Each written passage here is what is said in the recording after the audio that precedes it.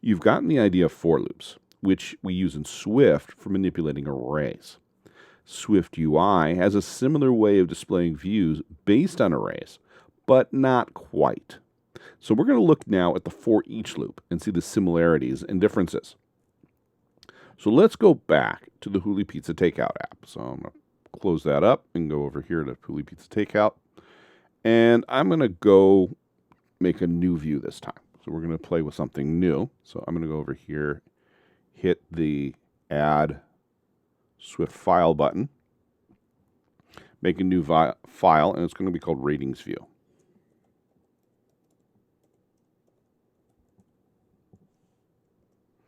Okay, and then in my code, you can put in view, and you can hit return there, and that'll make a struct, and we can call that ratings view. Okay, so now we've got our ratings view, and I'm going to get rid of hello world here because I'm going to start working on my code right there. And delete that, put it in H stack. Okay. All right, now we have our H stack, and I'm going to use inside of the H stack a ForEach loop. ForEach works a lot like a for with two big changes. First of all, you're going to put the keyword ForEach, and then you'll put the range. Let's do 0 to 6 to start this one. And then you'll make the code block. And this code block's a little different. It's actually what's known as a closure. And you'll put that identifier we were using before we called number, I'm going to call it star, within the code block. So this is how you would set it up for each 0 through 6, star in. And now you've got that loop set up. So that's pretty much how a for each looks. And then with side, you're going to put whatever you're going to iterate. And so I'm going to use, in this case, I'm going to use a star image. I'll do image, system name, star. Okay. And I'll go over here, rating, on my preview over here. And we get nothing. Okay, you can actually see that we get an error. And it's an error that doesn't seem to make much sense. Cannot convert value of type close range to expected argument of type range. And this is the other big problem with the ForEach. Unlike ForEach requires each element to track its own existence. We don't have an index like we do with an array. And so it's got to have its own unique ID. Now, for a constant like this, what you'll do is you'll put ID \dot self. And you can see as soon as I finish typing self, we get an array of 7 stars because we're going from 0 to 6. So you need to put that ID :/dot self for anything that you're going to be iterating over in a ForEach usually. We're going to talk a little bit more in our next lesson about getting rid of self there. But for now, that's the way we're going to be doing it. This says that my numbers are unique, and I'll use them to identify itself. Now I can start making this more flexible by adding a variable with a default of 5. So I'm going to go up here and put in a variable.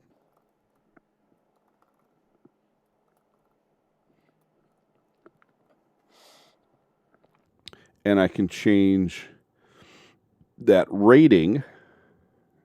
Can replace the 6, and now I get 6 stars. And of course, the 0 is a little bit of a problem, so I may want to do it like this because rating is working very similar in this case to the way that I'm doing it in an array with count. So I'm going to do something like that. You can use the open range where we say that was the one less than rating is what we want. And there we go. We have 5 stars in this. All right. And now that we've got this set up, I've got a perfectly good ratings view, which I can actually use. Now, I don't have any rating data yet, but we can fix that later. But I'm going to go over here to H menu item view.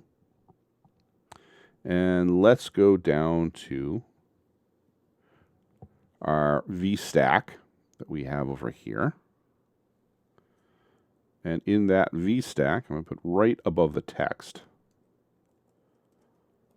a ratings view.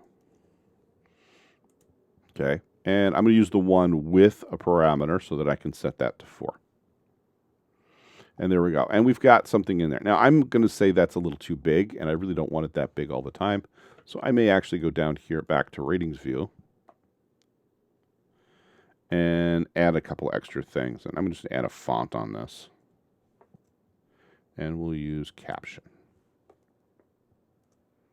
Okay. And I'll use caption too, and that makes it a lot smaller. It's just a quick way to get that to be nice and small. And now if I go back to H menu item view,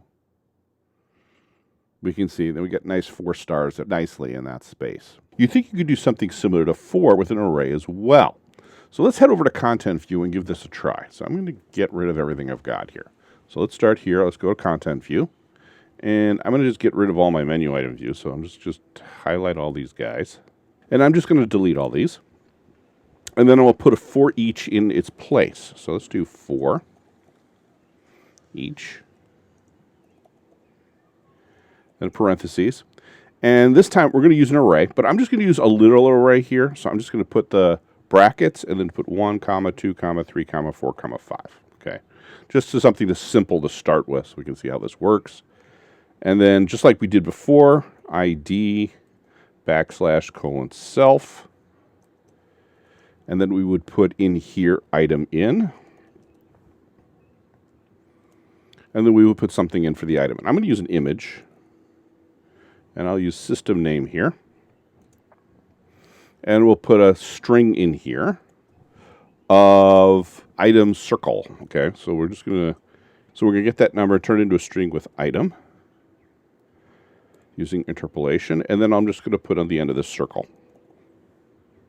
And this works great. And we get 1, 2, 3, 4, 5 spent down the middle of our menu. Now, we'd love to do this with menu. So let's try it with menu and see what happens. So I'm going to change this to menu because menu is an array. And it's ID = self. And then I'm going to change in here to make this work right.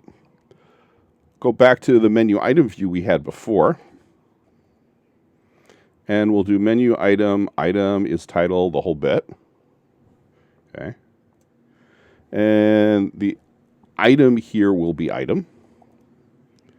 And then I'm going to hit tab here, but you can also tap on this. It says is title, and that's going to be false. So just put an F in there. For false is vertical, and we're going to make that one false too. And that should work, and it doesn't. Okay. We get an error. And let's look at that error for a sec here. And it says generic struct for each requires that menu item conform to hashable.